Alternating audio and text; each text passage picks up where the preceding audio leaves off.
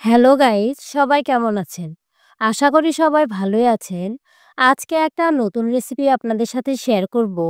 আমার হাতে কি এটা দেখতেই পাচ্ছেন, এটা কিন্তু হচ্ছে একটা নারিকেল, যেটা ভেতর থেকে একেবারে পুরোটাই বের করে নেওয়া হচ্ছে। আমি এগুলো ছোট, ছোট টুকরো করে কেটে নিচ্ছি। এরপর এটা বেটে নিব আরকি। তার আগে ভালো করে ধুয়ে নিতে হবে। আজকে যে রেসিপিটা আপনাদের সাথে শেয়ার করছি, সেটা হচ্ছে নারিকেল দিয়ে গরুর মাংস রান্না। এই রেসিপিটা আগে আমি অনেক খেতাম। মানে ছোটবেলায় এটা খুবই পপুলার ছিল। কিন্তু দিন যত যাচ্ছে তত এই রেসিপিগুলো হারিয়ে যাচ্ছে। এটা অবশ্য আরেকটা ভাবেও রান্না করা যায়, সেটা হচ্ছে হাঁসের মাংস দিয়ে। হাঁসের মাংস দিয়ে নারিকেল কিন্তু খুবই ভালো লাগে। যারা খেয়েছেন তারা অবশ্য বলতে পারবেন। তো আমি নারিকেলটা ভালো করে ধুয়ে নিয়ে এটা মিক্সিতে বেটে নিয়েছি। আপনারা চাইলে শিলপাটা ইউজ করতে পারেন। তো এটা ভালো করে মিহি করে বাটতে হবে যেন দানা, দানা না থাকে আরকি।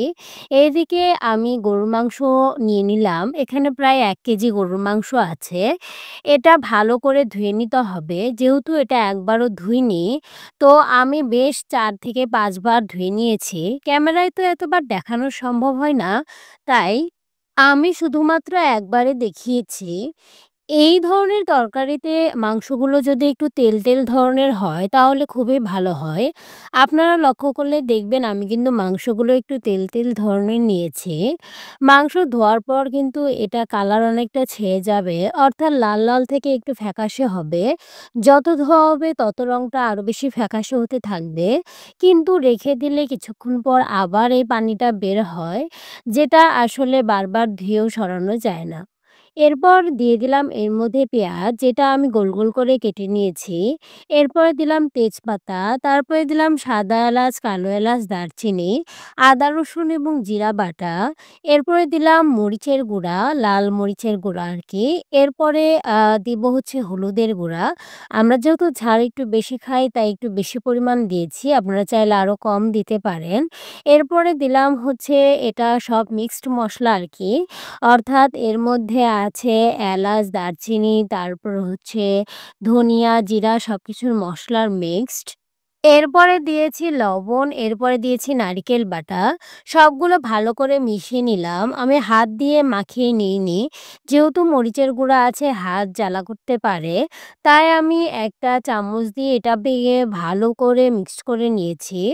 যেহেতু নারকেল দেওয়া হয়েছে তাই এটা খুব বেশি কালারফুল হবে না। তবে যদি কালারফুল করতে চান তাহলে মরিচের গুঁড়া আরেকটু বাড়িয়ে দিতে হবে। তো এটা ১ম এই এর মধ্যে অল্প একটু পানি দেওয়া হয়েছে। মানে নারকেল যে পাত্রে রাখা হয়েছিল সেই পাত্রের যে ধোয়া পানিটা সেটা দিয়ে ১ম এ কষিয়ে নেওয়া হলো। সেখান থেকে আমরা একটা তুলে দেখছিলাম কেমন টেস্ট হয়েছে। এটা কিন্তু হয়ে গেছে। আপনারা যদি ঝোল না খেতে চান তাহলে এভাবেও খেতে পারেন আরকি। কিন্তু আমরা আরেকটু ঝোল রাখবো তাই এর মধ্যে আরেকটু পানি এড করে দিলাম এবং এই পানিটা কমা পর্যন্ত অপেক্ষা করব। পানিটা কমে গেলে একটা পাত্রে ঢেলে নিলাম। এবার এটাকে তেলানি দেওয়ার পালা। এটাকে অবশ্য অনেকে ফোড়নও বলে।